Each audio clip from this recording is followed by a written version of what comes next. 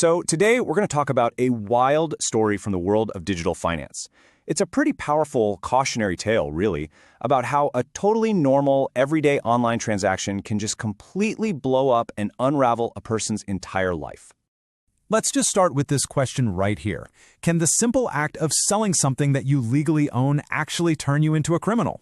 I mean, it sounds completely absurd, right? But believe it or not, this question is at the very center of the case we're looking at today. Okay, to make this feel real, just picture this for a second. Imagine you sell your old car online. Someone agrees to buy it, the money shows up in your bank account, you hand over the keys. It's a done deal. But then, a little while later, the police are at your door. And it turns out the person who sent you the money was actually a victim of a scam, and a scammer tricked them into paying you. Now, you never met this victim. You had no clue what was going on. So, should you be charged with fraud? Should you actually go to jail? Well, as terrifying as that all sounds, this isn't just some thought experiment. For one Swiss entrepreneur, this exact scenario became his devastating reality. So here's the nut of it. A Swiss citizen sold his own cryptocurrency on Binance P2P. Now, that's a major, totally regulated platform. And for doing that, he got hit with charges for both fraud and money laundering. And not just from one prosecutor, but from two different Swiss cantons, which are kind of like states, all for just selling his own property. So how on earth did this even happen? To really get what went wrong here, first we have to understand the very technology that the prosecutors were trying to investigate. The key to this whole mess is in how these peer-to-peer, or P2P platforms actually work. All right, let's just walk through the 4 basic steps here, because they're designed to protect everybody involved. First, the seller lists their crypto, and the platform immediately locks it up in a secure digital escrow. Step 2, a buyer places an order. 3, the buyer sends the payment, the cash, directly to the seller's bank account. And finally, once the seller says, yep, got the money, the platform releases the crypto from that escrow over to the buyer. It's a really structured, safe system for everyone. And here is an absolutely crucial part of that process. Before any buyer can even think about placing an order, they have to go through a mandatory identity check called KYC, or Know Your Customer. They've got to submit their ID, prove who they are, and on a platform like Binance, this also confirms that the money is coming from the buyer's own bank account. This is a standard, built-in anti-fraud measure. So this is the part that changes everything. The seller has absolutely zero way of knowing where the buyer's money came from before it hit their verified account. All the seller sees is a payment from a KYC-verified user from that user's own bank. The platform and its escrow system act as a wall, a trusted middleman that protects both sides without revealing sensitive financial histories. This is the key detail the prosecution just completely missed. And that, right there, brings us to the absolute heart of the problem. A fundamental and, frankly, a really dangerous misunderstanding of the evidence by the legal authorities. The prosecutor's logic was, honestly, breathtakingly simple. It went like this. A fraud victim was tricked into sending money. That money ended up in the seller's bank account. Therefore, the seller must be a part of the crime. They basically just followed the money to the last stop on the line and pointed their finger. And this slide really shows you why that logic just completely falls apart. With a normal bank transfer, yeah, money going from A to B suggests a direct connection.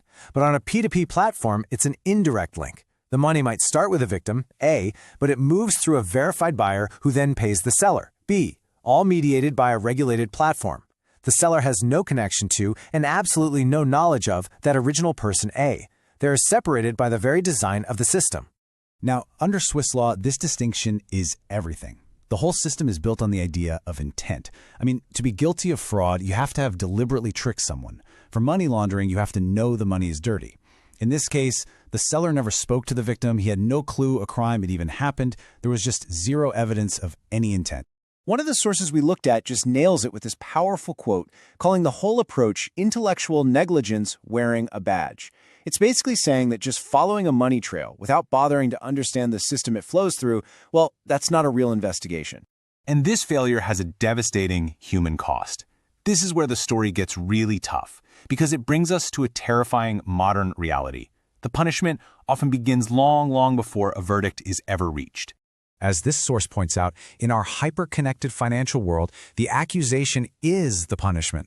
The second those charges are filed, a whole machine of destruction kicks into gear, and whether you're eventually found guilty or not almost becomes irrelevant. So let's look at what happened, the immediate fallout. First, the accused was arrested and thrown into detention. I mean, a traumatic experience that's going to leave a mark no matter what the final outcome is. Then, the financial annihilation began. As soon as the banks got word of the charges, their automated risk algorithms just went into overdrive. Every single one of his accounts, personal, business, you name it, was frozen and then permanently shut down. Not by a judge, but by a computer program. And without any access to banking, his businesses were instantly crippled. We're talking about decades of work, a lifetime spent building a professional reputation as an economist and an entrepreneur, all of it just shattered by a single, unproven accusation. And you know the most maddening part of all this? He saw the train wreck coming and he tried to stop it. He proactively reached out to the authorities to explain everything. This timeline shows he sent them detailed write-ups on how P2P platforms work in April, then again in August, and a third time in November. And he was just ignored. The prosecution just plowed ahead anyway, while his costs, lawyer fees, lost income, and the huge expense of having to travel from abroad for hearings since he didn't even live in Switzerland, they just piled up until he was financially ruined. So you can see how this one person's story is really a huge red flag for a much bigger systemic problem. How are our legal systems supposed to adapt to stop these kinds of injustices as technology just keeps getting more complex? The sources we reviewed propose 3 pretty urgent changes. First, education. It's simple. Prosecutors and investigators have to understand the tech they're dealing with. Second, proportionality.